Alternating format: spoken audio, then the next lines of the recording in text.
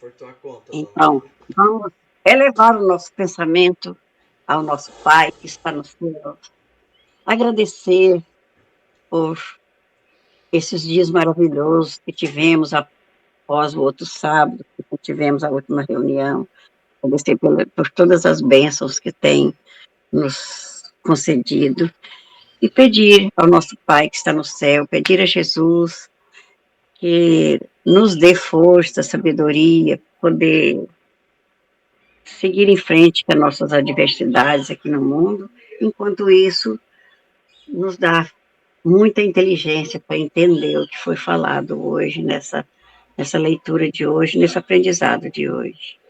E que Deus abençoe a todos nós que estamos presentes, a nossa família e todos os seres viventes do nosso planeta Terra, e continue sempre nos protegendo todos os dias. E que assim seja. Que assim seja, graças a Deus. Eu coloquei aqui no. Eu dei um pouquinho aqui, coloquei um resumo da nossa reuniões anteriores, que é falar sobre incorporação. Inclusive esses termos que às vezes aparecem nos livros, né, de André Luiz, como é de 1940, 1941, 44, era o termo que se usava dentro das casas espíritas. Hoje incorporação não se usa mais, né? Usa. Não, incorporação é que usa, né? Como é que é? Eu estava Não, pensando. incorporação que não usa. É que antigamente, antigamente Quem usava incorpora outro termo, né? É porque incorporar somos nós, estamos incorporados. Ah, Aí, Na mediunidade, no caso, né? dois tá. corpos Ah, no. que eu, para mim que eu usava psicofonia, né?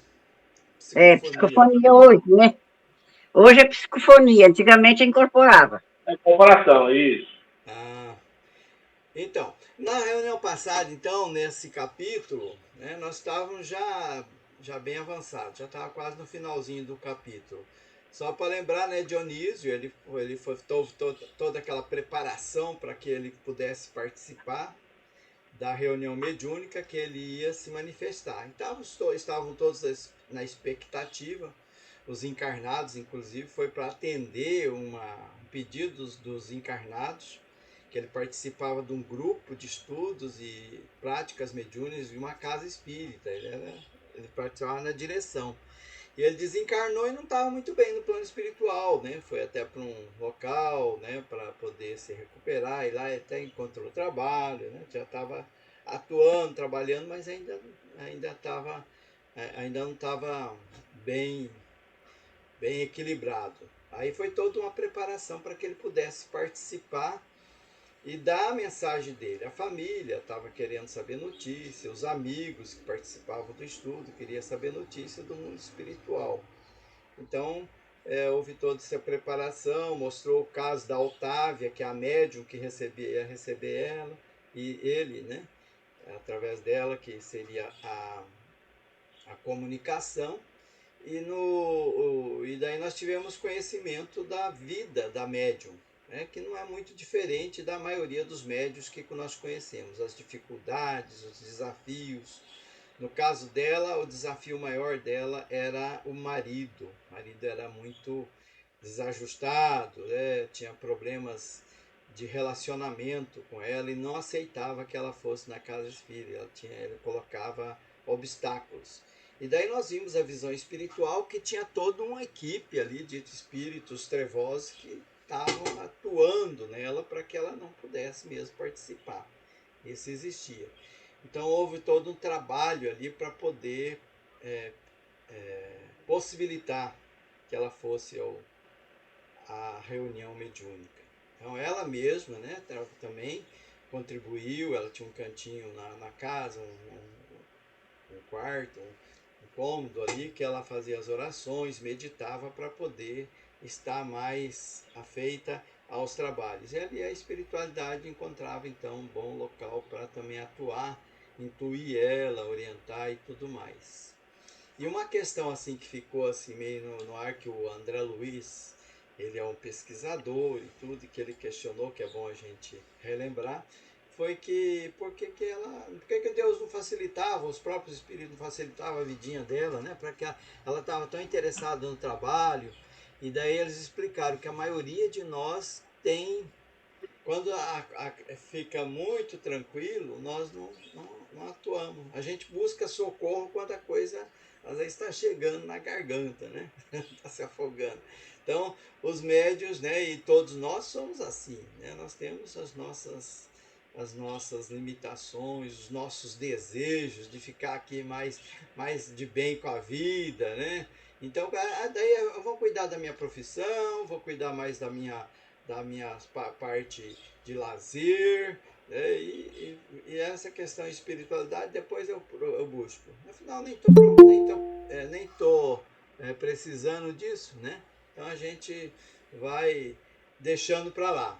Então as dificuldades que aparecem na vida do médium, ele é um agente motivador para que ele vá. Que daí eu percebo que quando eu vou no centro, né, tem toda uma proteção, eu sinto tão bem lá. Não é assim com todos nós? Porque todos nós somos médios, né? Tem aqueles que são os que atuam mesmo, né? Que são ostensivos, e tem aqueles que só recebe a intuição e tudo mais e não manifesta assim de forma muito ostensiva. Mas mesmo nós, né, que não somos ostensivos, não tem aquela coisinha, a gente está no centro espírita e fica lá e esquece de ir embora, né? Termina a reunião, faz o passe, todo mundo conversa e fica aquela conversa boa e não quer ir para casa. Por quê isso, né? Porque ali tem toda uma estrutura magnética que está propiciando que a gente sinta aquele conforto, aquele equilíbrio. E a Otávia aqui do nosso caso não é diferente também, né? Ela tinha muita dificuldade em casa. O marido era, até olha o termo que o André Luiz usou, brutal, né? Ele era agressivo, não queria que ela fosse no centro, proibia, e até atuou ali. Bom dia, Orlando, bom dia, mano querido. Vou interromper um pouquinho aqui para... Pode abrir seu microfone. Bom dia. Eu tive problema com a internet para entrar. Então, eu coloquei endereço diferente, eu me equivoquei. Aí eu estava numa sala e o povo estava na outra. Atrasamos até um pouquinho para entrar. Entramos agora também. Me atrapalhei. Bom, então nós estamos lembrando da reunião passada, né? Nós estamos ainda recordando o que aconteceu na reunião passada. Então a gente estava comentando que os médios têm muita dificuldade mesmo, né? Para atuar. Bem no dia da reunião acontece um bocado de situações onde dificulta. E nesse dia, que a Otávia ia lá para receber o Dionísio, né, que é o espírito que participava do grupo de estudo espírita e desencarnou, e no dia o marido já acordou, parece que atrapalhado, né? E bravo, nervoso, carrancudo, depois se embriagou, depois ele foi agressivo com ela, proibiu ela de ir, né? Daí teve que ver a intervenção de uma tia, que ela tinha um respeito maior, enfim, aí acabou que deu certo e eles foram para a casa espírita. Bom, essa foi a questão então, né? E havia toda uma estrutura ali, né, para poder direcionar o Dionísio, né, ali para uma fala equilibrada, porque o Dionísio ainda não estava estável. Ele tinha desencarnado e a situação dele ainda não era das melhores. Então a comunicação dele poderia vir alguns detalhes que não era conveniente para a equipe ali receber. Então ela coloca aqui o seguinte: o que as pessoas esperavam? Um Dionísio humano, né? Aquele velho Dionísio que nós conhecemos, que tem as suas virtudes e os seus defeitos, e de repente ele até faz uma fofoquinha aqui, fala algumas coisas, né, meio fora do tom, né? Mas a espiritualidade está atenta para que isso não acontecesse. Mas eles estavam esperando aquele que falava sobre algumas questões da família dele, né, que a família estava ali presente, mas então eles esperavam o Dionísio homem. E o plano espiritual impunha um Dionísio espírito, né? Então ele ia se comunicar com a linguagem mais adequada àquele momento, àquela situação. Foi isso que colocou aqui. Então ele tinha, assim, a família então estava aguardando um pai emocionado, né, com saudoso, né, ainda submetido às paixões menos construtivas, mas conduzido a se manter calmo e enobrecido. Então, o Alexandre e toda a equipe ali estava trabalhando ele para ele se manter calmo, enobrecido. Às vezes até colocava algumas palavras para ele falar, em benefício dos próprios familiares terrestres. Não era conveniente que os familiares ouvissem certas coisas ainda do Dionísio. Então Dionísio falava ali sobre forte emotividade, a Alexandre e Euclides estavam ali fiscalizando, né, atitudes e as palavras que ele ia falar, e ele falava assim com uma certa dignidade espiritual, fazendo alguns prodígios de disciplina interior, né? Ele certamente quando ele era encarnado, ele não tinha todo esse equilíbrio, então estava mostrando um certo equilíbrio, uma disciplina, para calar situações familiares e conter as lágrimas estancadas no coração. Senão ele ia se debulhar em lágrimas ali, às vezes não conseguiria nem falar. Então, por conta disso que ele estava sendo, a comunicação dele, né, ela estava sobre esse controle, esse acompanhamento. Bom, é isso da semana passada. Agora nós vamos para de hoje e eu queria ver de vocês se vocês têm alguma contribuição nessa questão da semana passada. Alguma coisa que ficou por dizer. Se quiserem se pronunciar, está aberto. Nós vamos ver então a comunicação propriamente dita, né? Então o Dionísio estava fazendo a comunicação e ele, entre a comunicação, como sempre acontece, ele mandou algumas informações que oferecia identificação que ele era ele mesmo, né? Então, o manifestante ofereceu os possíveis elementos de identificação pessoal. Mas a pequena congregação de encarnados não recebeu a dádiva como seria desejado. O que é isso? As pessoas falam, sei não, hein? Isso aí é coisa, não me convence. Né? E ele apresentava assim, disciplina anterior, né? Ele fez falou durante 40 minutos, né? Falou coisas assim elevadas, coisas construtivas, e claro que lembrou de algumas situações que eles vivenciaram aqui, né, enquanto encarnado, né? Mas tudo isso parece que não convenceu a plateia que estava ali, né? A maioria da plateia, pelo que disse aqui, né? Ele fez uma oração muito, muito bonita, mas essa oração foi o próprio Alexandre que ditou para ele, né? Então, aí terminada então a comunicação, então interrompida toda aquela concentração, percebeu-se que 4/5, né, dos assistentes duvidavam, né? O que é isso, né? 4/5, né? Quer dizer, a maioria das pessoas que estavam ali não acreditou que o Dionísio que estava falando. 80%. Lembra das dificuldades todas para que essa comunicação acontecesse, para essa reunião mediúnica da Otávia, do próprio Dionísio, de toda a equipe espiritual, as recomendações do Alexandre dizendo, olha, de repente a gente não consegue o objetivo que a gente quer, né? Todas essas orientações. Mas isso, no final, então, somente a esposa do Dionísio e alguns amigos raros, né, sentiram a palavra viva e vibrante dele, né? A maioria, até os filhos deles negaram, falaram, não, isso não é meu pai não, né?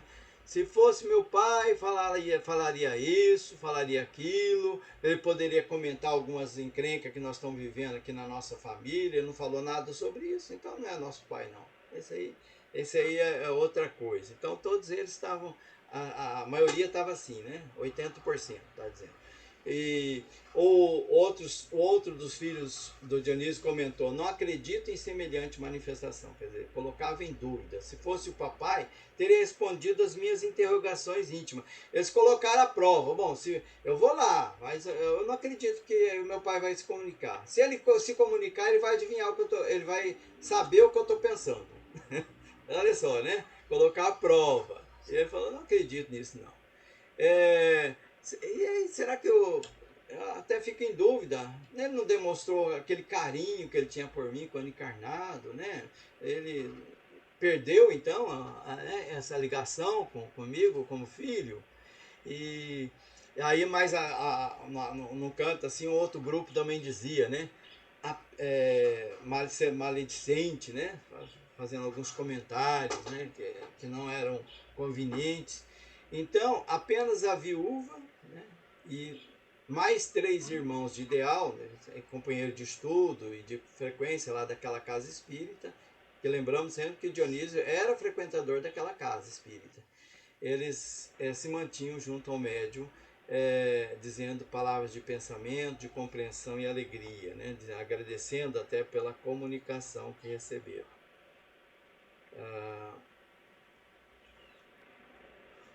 Então, aqui continua. Ó. Não podemos aceitar a pretensa, quer dizer, não é a comunicação, a pretensa incorporação de Dionísio. Otávia conhece todos os pormenores da sua vida passada. Então, a Otávia conhece ele. O que ela falou aí para identificar, ela poderia falar sem estar mediunizada, porque ela participava dele, do grupo aqui. Né? Então, colocava em dúvida mesmo. Né? Permanece quase diariamente em contato com a família. Né? Então, não há nada aí que prove que ele é mesmo. E se a gente for pensar... Lembra de Chico Xavier? Em muitas ocasiões colocar em dúvida, falando, não, mas ele sabia disso aí antes, né? Tinha gente aqui que estava falou para ele de antemão. No último, quando não tem nenhuma argumentação mais, fala bem assim, não, isso aí é telepatia. Sabe que telepatia existe, né? A gente procura uma outra explicação para justificar. Então, depois de lançar cinza, naquela época fumar era uma coisa muito comum, né? Cinza no cigarro em pequenino vaso próximo, acrescentava mordaz, né? Maldoso mesmo, né? O problema da mediunidade é questão muito grave na doutrina. O animismo é uma erva daninha em toda parte. Então já falou que era totalmente anímico, era só da médium, né? E isso era uma coisa muito ruim que acontecia nas casas espíritas.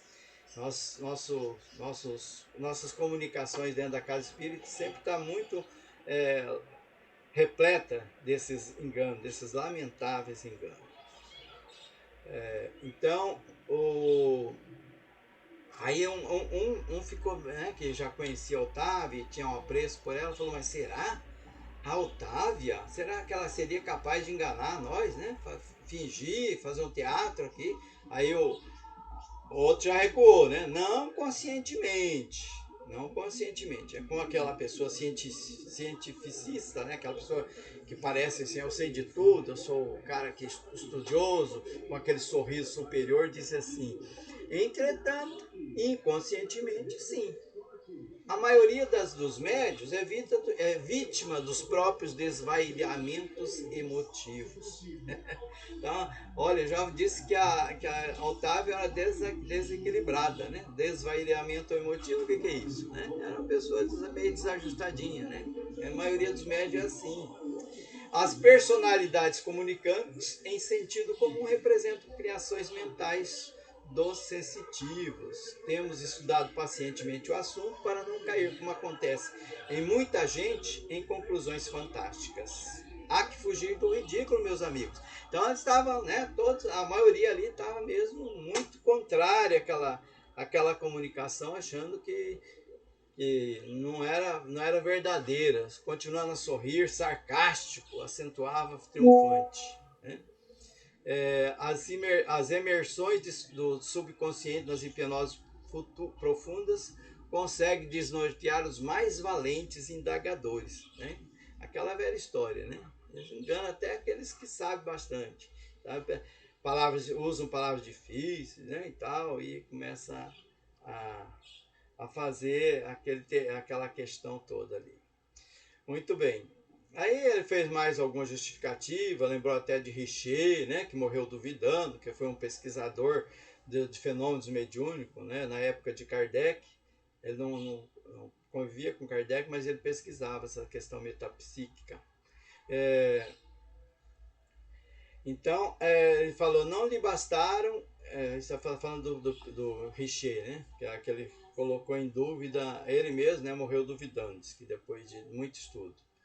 Então, a Assembleia, então, as pessoas que estavam ali, né? Escutavam ali a palavra importante como se ouvisse um oráculo infalível. Né? Então, em vez deles pensar, né, na mensagem trazida pelo Dionísio, eles davam ouvidos àquelas pessoas que usavam da maledicência, da maldade, né?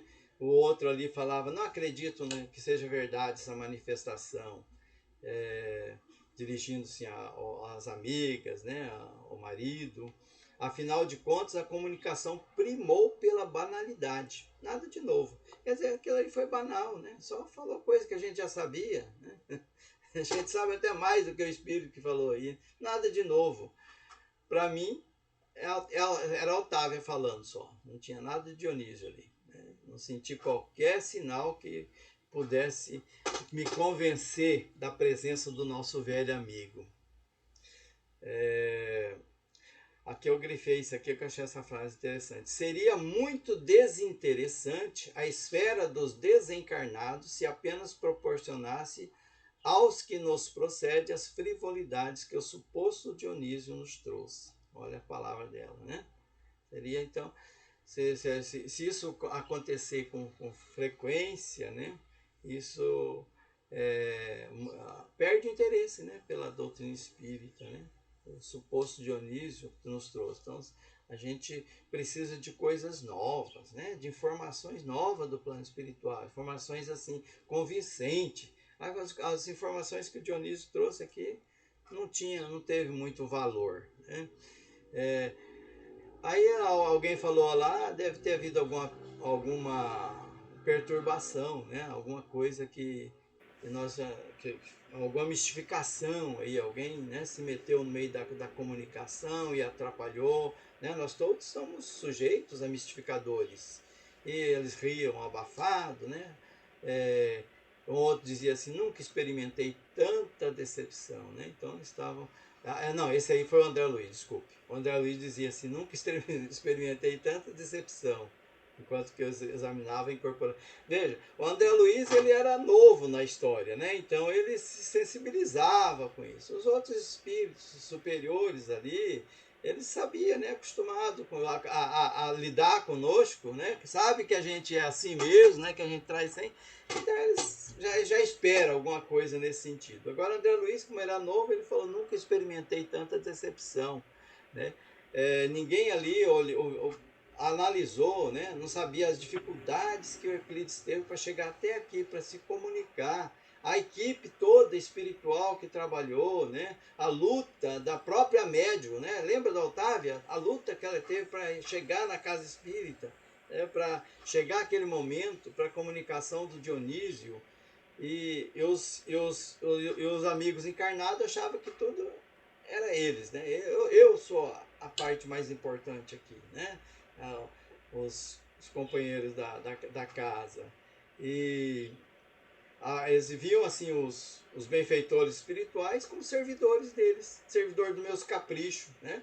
Eu preciso que venha a comunicação de Dionísio, que ele traga essa, aquela informação, né? Às vezes até informações frívolas, né? Que as pessoas querem. E então, só para atender gostos, para trazer novidade, para coisas fantásticas, né? Então, a maioria de nós não pensa no consolo, né? Aquilo ali era o motivo de consolo para a família, né? Que ele poderia enxergar ali, olha, o Euclides está bem, né? Está equilibrado, está sendo atendido, que coisa bonita, né? Que coisa boa, né? Mas não, cultivava a desconfiança e a maledicência. O Euclides, que foi aquele que interviu desde o começo, que insistiu até com o Alexandre, falou, vamos lá, e o Alexandre falou, olha, com cautela, porque pode não acontecer tão bem quanto assim. Ele estava meio assim desapontado, né? Pelo todo o trabalho que eles tiveram, e o Alexandre, então, meio que para consolar ele, né? O gentil, né? Falou para ele que para ele ficar, né, mais tranquilo, né? E falou também com o André, não se admire, André, nossos irmãos encarnados ainda são limitados, né? São limitados. E aí ele sorriu e usou um termo, né, que eu até grifei aqui, ó. Além disso, como você observa, a maioria, olha só que a maioria de nós temos, né, o cérebro hipertrofiado e o coração reduzido. É uma coisa pesada, né? O cérebro atrofiado já é ruim, agora hiperatrofiado, quer dizer, atrofiado no máximo, e o coração reduzido. Então, a nossa benevolência, a nossa caridade, às vezes ela não se manifesta tanto. Então, nossos amigos da crosta, que somos nós, né, eles falando, comumente criticam em demasia e sentem muito pouco. Criticamos muito e sentimos muito pouco. E queremos ser compreendidos, né? Queremos ser compreendidos nessa questão. A gente sempre se justifica. Como nós vimos aqui nas pessoas que se manifestam, todos se justificavam. Não, mas é inconsciente, né? Coitadinha, ela é meio destrambelhada, tem uns problemas lá em casa, por isso que não deu a vazão, a comunicação boa. Então a gente quer ser compreendido, mas raramente a gente compreende os outros, né? E aqui nós encerramos o nosso capítulo. E André Luiz, então, aqui ele encerra dizendo que é muito raro surgir um companheiro que sinta-se com o dever de ajudar, né? A gente quer sempre receber ajuda, mas ajudar, né? E a gente às vezes é muito duro, né? Muito bem. Se acha no direito de colocar em dúvida tudo. Algum comentário? Esse é o encerramento do capítulo. O que tem alguém a complementar ou a discordar também? É claro, permitido discordar. Vamos abrir a conversa aqui, daí para a gente depois ir para o próximo, que é uma doutrinação. Olha o título, né? Nós vamos ver uma doutrinação no próximo capítulo. Eu penso assim que pois não. Eu penso assim que o trabalho mediúnico é uma coisa muito séria, um dos trabalhos mais sérios, que todos os trabalhos na casa espírita são sérios, né? Mas esse, assim, requer mais atenção da nossa parte, muita atenção. E aí, para que não aconteçam os erros, porque também não é justo acontecer os erros, a pessoa chegar lá, mistificar. A gente muitas vezes vê casos assim da mulher brigar com o marido, né? E chega lá, recebe um obsessor, um sofredor e começa, ou então um suposto protetor, né? E começa a falar coisas que ela gostaria de falar em pessoa para o marido. Vai o casal, né? E aí ela começa a falar, dizendo que é o protetor que está. Porque você tem que ser mais assim, não sei o quê, né? Então, isso aí é uma falta de preparo Orlando, deixa eu ver se eu entendi o que você está colocando aí, só um pouquinho. Você está colocando assim, que a pessoa ela usa da mediunidade para atacar o marido encarnado, é isso? Isso. A médium. Isso. Ela faz de conta que eu estou recebendo um mentor e o mentor está dando uma dura no meu marido, é isso? É, isso mesmo. Isso aí é complicado, hein? E acontece, eu já vi acontecer, né? Aí é muito difícil, né, para o coordenador do trabalho contornar a situação, porque você não vai falar para o suposto guia, o protetor ali, falar, não, meu irmão, não é assim, ou você está mistificando, você não é quem está passando ser, porque eu acho que ali é um animismo, né? Não tem nada de mentor por trás, né? É coisa dela mesmo.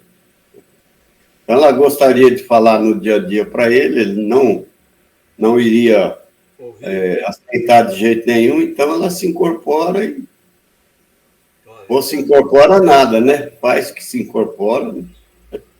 Essa é uma situação que eu não imaginava. É interessante. Mas é complicado, né? Bem interessante também que eu acho é o seguinte, assim, quando se fala de animismo, a gente, por exemplo, eu sou lá na casa onde eu trabalho, ali no SEAC, eu sou dialogador. Então, quando você está dialogando com o irmão, você mesmo já vê assim para você, isso aqui é dele. Mas você não pode interferir na conversação, mas você tem que conversar com aquele irmão, mesmo sabendo que não tem nenhum ali dentro, é ele mesmo, sabe? É coisa da cabeça dele de vidas passadas. Você sente na mesma hora que você está conversando. E quanto isso aí como é que é o nome dele? Eu não cheguei ainda lá no fim. Do espírito. Euclides, né? Euclides? O Dionísio. Isso. Os familiares duvidando da... A mãe achava que era ele mesmo. Mas os filhos, tudo achando que era totalmente diferente. Não, meu pai não falava assim, não.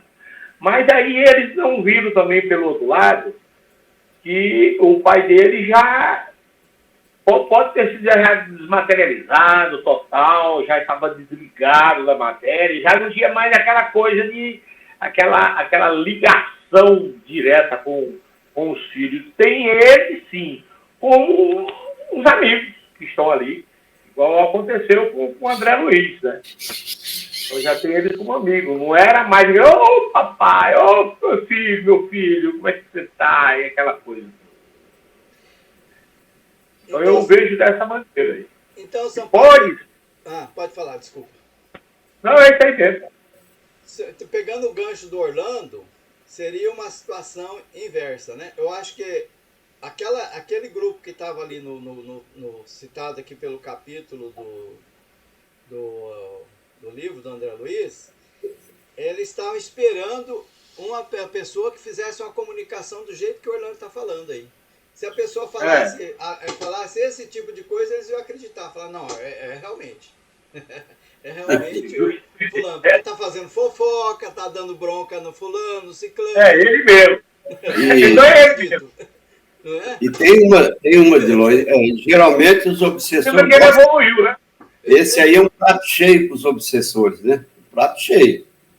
Ali é algo para acabar com o trabalho que vem sendo realizado na casa. Então, por isso a necessidade de estudar, por isso a necessidade de se preparar.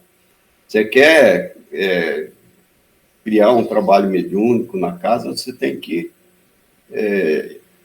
preparar muito bem os médios também, né? Bastante, porque perfeito não tem ninguém, né? E a gente vai falar assim, mas então se a gente vai procurar perfeitos, não vai ter trabalho mediúnico nunca na casa espírita, né? Então, realmente a gente trava uma batalha com a imperfeição.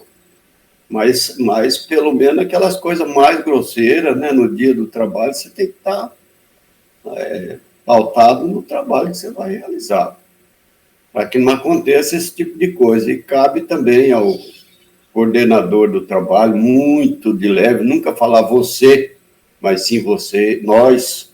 Não é você, nem você e nem vocês, nós.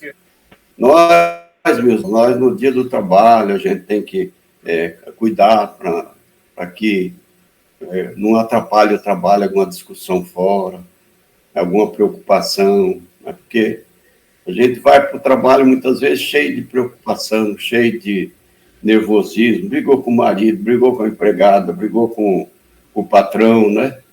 E chega, ou tem uma conta para pagar, né? Conta é a coisa que mais a gente tem para pagar, não tenha dúvida. O que mais atrapalha, né? Às vezes tem uma doença que já é consequência do desarranjo da pessoa. Sabe, a maioria das doenças é desarranjo da nossa mesmo, do dia a dia, né? Então você vai indo que você vai ficando doente, né? Aí chega no trabalho lá, em vez de você pedir para os outros, pede para você mesmo. Eu quero que faça um trabalho para mim, porque eu estou mal. Ó, se você está mal, meu irmão, não deve nem ir no trabalho. Eu não estou em condição de trabalhar. Estou mal. É preferível do que atrapalhar o trabalho, né? Então, mas isso é coisa que o próprio dirigente do trabalho tem que... Primeiro ele tem que ser aquilo que ele vai falar. Porque também não vai ter autoridade moral nenhuma para falar se ele é pior do que os outros. Primeiro ele tem que pautar a condição moral. Essa questão da autoridade moral, eu lembro do filme do Divaldo, né? Tem uma passagem ali que mostra isso aí. Autoridade moral, não sei se vocês assistiram. Como é que você vai passar alguma coisa no trabalho, alguma orientação, se você é pior do que eles? Com certeza. Não tem condição. Então, você tem que ser, por isso é você o coordenador do trabalho. Né? Então, você tem que ser um Chico, você não vai ser, né? Mas pelo menos uma imitação barata, né? Do Chico. É complicado. Trabalho mediúnico na casa é complicado. Você não inventa de abrir um trabalho, participar, se você não reúne as condições necessárias, né? Eu não sou daqueles assim, como é que fala, radical. Não. Para você participar de um trabalho, você tem que ter aí 3, 4 anos de estudo sistematizado. Você tem que ter aquele estudo mais aprofundado. E não sei o quê, e não sei o quê. Eu não sou desse. Porque se o médio é médio, ele veio para trabalhar, ele tem que trabalhar. Porque a nossa existência aqui na Terra é curta. Você não sabe se você vai ver um dia, um mês, um ano, 2 anos, né? E o sistematizado geralmente leva 3 anos. Aí tem aquele mais aprofundado que é mais 2 anos, são 5, 6. Você vai esperar 6 anos para poder trabalhar, não, mediunicamente? Isso não pode. Então, esse radicalismo não tem. Mas você tem que oferecer condições para que se realize o trabalho. E trabalhar, porque, às vezes, trabalhando você aprende. A maior escola nossa é a prática. É a prática. Agora, lógico que para isso você tem que... Você não está bem, fala, hoje eu não estou bem. Ou liga para o coordenador e fala, meu irmão, hoje eu não posso ir, porque eu não estou muito bem, né? Acho que vai me dar uma gripe. A minha companheira aqui fica brava, diz que são mentirinhas, que nem mentirinhas deve ter, né? Mas às vezes você não está bem, houve alguma coisa errada para você ir no trabalho, fala isso aí. Fala, eu estou com o corpo ruim, não sei se vai ser uma gripe que vai me dar, ou alguma coisa, né? Então hoje eu não vou faltar no trabalho. Pede por mim aí. Solange, eu estava me lembrando com o senhor daí, eu me lembrando de uma passagem que fez do Chico, que uma pessoa o rapaz passou pelo diálogo fraterno e ele estava totalmente perturbado, sabe? Estava totalmente perturbado e tal. Aí o Chico virou para ele e falou assim, você está precisando de trabalhar, né? Fica aqui, ó, vamos dando um passe em mim aqui. Começa a dar um passe em mim aqui. Dá um Chico. Aí eu reverso, né? Você vai pôr na mão dele e ele vai receber todas as energias do Chico. Aí eu achei interessante isso. O cara me falou, eu falei, é fantástico demais. O Chico era demais. O trabalho mediúnico, ele é muito complexo, né? E não é, né? É só a condição moral que ele exige nossa. Condição moral e logicamente que vem junto, muito amor, né? Porque toda pessoa que está ali dentro, todo irmão que está ali dentro, a gente quando vai entrando numa sala de uma reunião mediúnica, a primeira coisa que fazer é bico fechado, silêncio mesmo. É um hospital. Então tem muita gente que está doente ali dentro, muita gente, tem outros, todo tipo de coisa tem. Igual o Clarencio com o André Luiz, né? Aquela mulher veio e ele botou uma tenda de 2 em 2. Quando eu estava falando para ela, ele já falou assim, já entendi, não preciso falar mais nada sobre mim, não. Então, realmente é muito sério mesmo a reunião mediúnica, é seríssima. Gargalhada, onde eu já pelejei tanto com esse negócio. As pessoas entram e ficam cumprimentando, contando história, que não sei o quê. Gente, pelo amor de Deus, não é assim, cara. Aí tem que ser silêncio total, ficar em oração, não tem que conversar nada que for lá de fora, as coisas lá de fora, que faz trazer que está dentro. Tem que ser assim. Tem que focar no trabalho. Ok. Então nós vimos aqui, né, as necessidades, né, que nós temos, né, na, nossa educação, né, educação mediúnica, né, que fala, né, a gente precisa ter essa educação mediúnica para trabalhar, para ir numa reunião mediúnica preparado. Então tem os dois lados aqui, né? O Orlando apresentou um lado, né? Nós vimos também aqui no texto. Tem tem o lado que às vezes os encarnados querem, né? Querem respostas, né? Frívolas, né? E é claro que um trabalho mediúnico não é para isso. Então a pessoa precisa ir lá esperando receber boas mensagens, boas informações, bom aprendizado. Nesse capítulo próximo da doutrinação, nós vamos ver um pouquinho mais sobre isso, né? Sobre o aprendizado que se realiza na doutrinação. Agora, a doutrinação é uma palavra que também está em desuso dentro da doutrina espírita. Que doutrinação, ela tem aquela ideia de uma coisa que você repete, repete, repete e convence a pessoa não pela razão, mas de tanto repetir. Então, a pessoa, às vezes, ela é doutrinada, ela passa a acreditar naquilo de forma cega, sem raciocinar, sem... Então a doutrinação é uma palavra que está em desuso, até no meio... A gente não doutrina nem a gente, quanto mais os espíritos. Então a doutrinação é aquela que você convence sem apresentar razões, você não dá consciência para a pessoa, né? Isso não é bom. Então, hoje até nas escolas usa muito o termo educação, né? E dentro da doutrina espírita, né, educação seria o mais adequado, né? Mas a gente usa conversa fraterna, por exemplo, né? Diálogo fraterno. Então, não usa mais a doutrinação. Bom dia!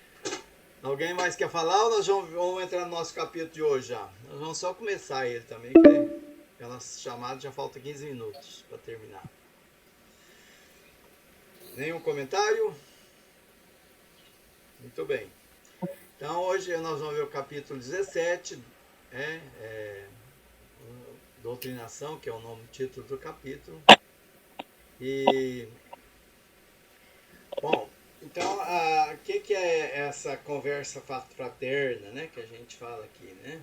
Então nós vamos ver nessa reunião. Então o André Luiz, né, teve à vista uma nova situação, né? Sempre ele conta uma história, né, para a gente poder entender o funcionamento. Algumas ocorrências que ele presencia no mundo espiritual, daí ele traz faz análise, né, dela para a gente poder entender mais. Então, numa dessas reuniões, teve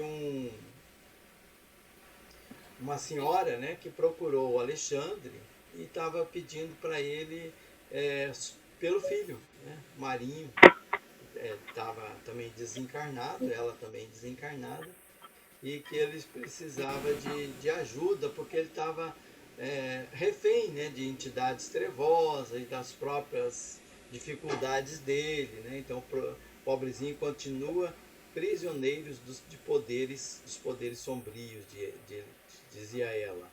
Mas ela disse que isso já fazia bastante tempo que ele estava assim, e agora ela estava com mais esperança, porque parece que talvez eles pudessem encontrar nele uma forma, né, de fazer. Aí ele falou uma nova doutrinação, isso quer dizer então que ele já tinha passado pela casa espírita algumas vezes e não tinha conseguido sair daquela prisão que ele estava dentro dele, né, das questões internas dele. E ela angustiada, a mãe angustiada, estava pedindo então pelo Marinho, né? Ela disse que estava notando alguma transformação nele, né? Ele estava se modificando. Olha, há mais de 10 anos eu procuro convencer do mau caminho, influenciando ele de maneira direta. Olha como é que é. 10 anos ela estava trabalhando a cabecinha do Marinho para ver se ele mudava a forma de pensar e se livrava daquelas questões que estavam deixando ele na questão trevosa mesmo, né? Então ela diz que muitas vezes levou esclarecimentos, iluminação, mas não teve nem qualquer resultado com ele. Só que agora ela notou que ele estava um pouquinho mais disposto, ele já não estava mais concordando muito com aquelas sugestões, né, dos espíritos trevosos. Os espíritos trevosos se aproximavam dele, já não estava sendo muito influenciado pelos infelizes companheiros, que ela dizia, né, dos trevosos. Eu gosto de ressaltar essa questão, como é que eles falam, né, dos perseguidores, né? Eles falam pobrezinhos, infelizes companheiros, né? Que às vezes é um trato que nós não temos, né? Se eu tenho uma pessoa querida minha, um filho ou alguém aqui, e eu percebo que ele está sendo vítima de más influências aqui, enquanto encarnado, digamos, encarnado para encarnado, né? E o que, que eu penso dessa pessoa? Eu penso, infelizes companheiros, né? Pobrezinhos, será que eu ajo assim? Já no plano espiritual, os espíritos benfeitores, eles olham com esse olhar amoroso, né? São criminosos, mas são criminosos infelizes, são ignorantes, são pessoas que, né, um dia vai se tornar anjo, né? Eles têm uma visão de futuro assim, muito diferente da nossa. Então ele está dizendo assim que ele estava se sentindo assim desconfortável naquela situação. Fala inexprimível tédio, né? Na posição de desequilíbrio. E algumas vezes ela notou que ele se afastava daquele grupo e ia para uma prece solitária, né? Mas isso não eliminava aquela arrogância que ele tinha dentro dele, a rebeldia ainda permanecia, mas ele estava dando mostra que ele estava querendo mudar alguma coisa nele. E aí então ela disse para o Alexandre, quem sabe terá chegado para ele o divino instante da luz íntima, né? Perguntando para ele.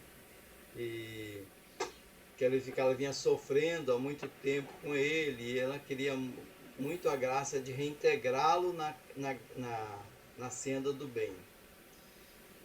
Então, esse foi a súplica, né? Que ela implorando para o Alexandre. Conto com o seu apoio. E ela também assumia que ela era culpada também, se sentia culpada pela situação do filho. Essa questão é muito comum, né? Os pais se sentir culpados pelo descaminho, pelo descaminho dos filhos, né? Quando eles não vão pelo aquele caminho que a gente pensa que é o melhor para eles, né? Então eles vão para um caminho equivocado e a gente fala, o que eu fiz de errado? Né? Onde que eu errei para que meu filho se tornasse isso que se tornou agora, né? E ela falava, me julgo culpada até certo ponto. E sinta cansada, ela também estava exausta espiritualmente, então afinal 10 anos lutando, né, para que o filho saísse daquela situação. E ele então falou que compreendo que a luta incessante para arrebatar um coração amado, prisioneiro das trevas, dá para esgotar qualquer um de nós.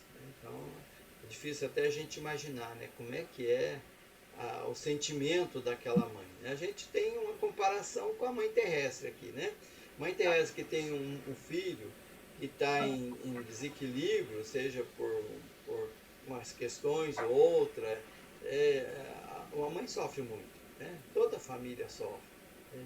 E era o caso, então, dessa mãezinha, né, que estava acompanhando o filho, Marinho, e que o Alexandre, então, foi solicitado.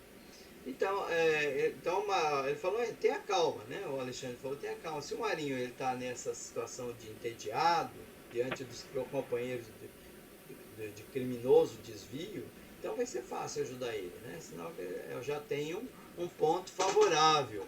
Né? Se tivesse diferente disso, a gente não teria chance.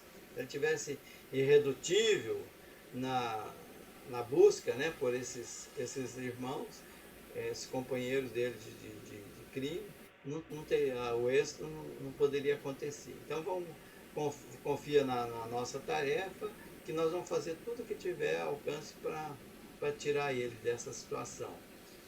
E aí ele perguntou, ele está preparado, está tudo preparado para que ele possa acontecer, né, essa questão da comunicação dele, aí ele falou, não, alguns amigos vão te ajudar a trazer ele, outros já tem uma equipe que vai trabalhar com a Otávia, a mesma médium do trabalho anterior. Então, a mesma casa espírita em que Dionísio se comunicou, o nosso Marinho vai se comunicar também. Então, a Otávia estava sendo preparada pelo grupo para receber esse irmão Marinho, né, através da psicofonia, para que ele fosse reeducado, né, para transformar-se.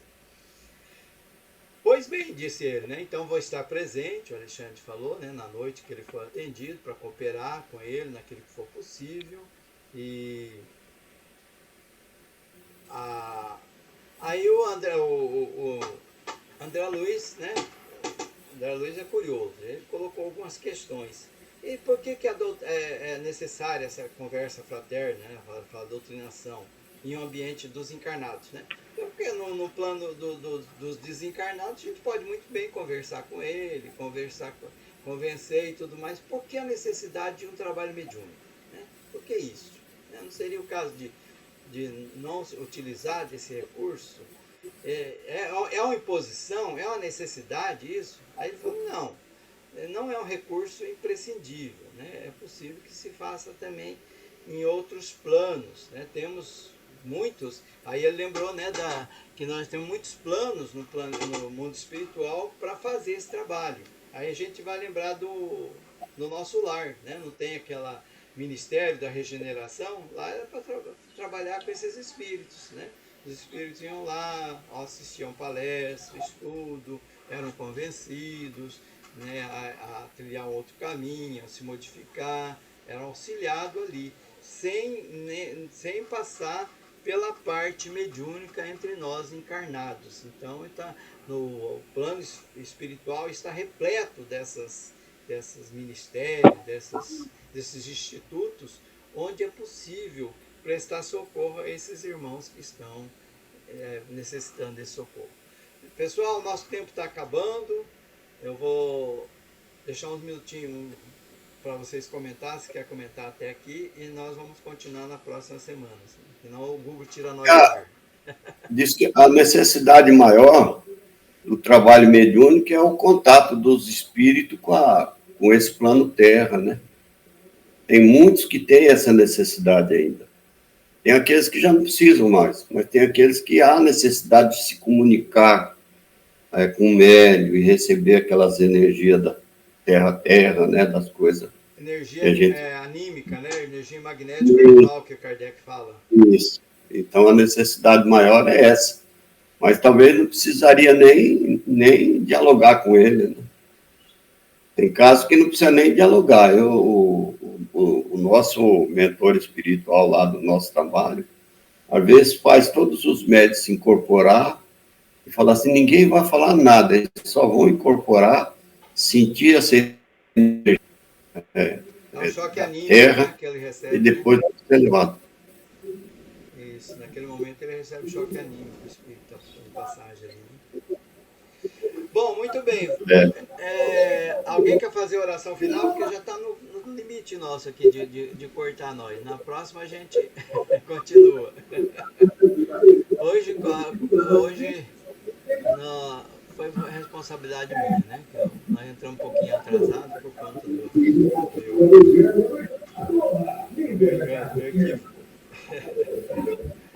Alguém quer fazer Faz a oração. Orlando, faz a oração, Orlando.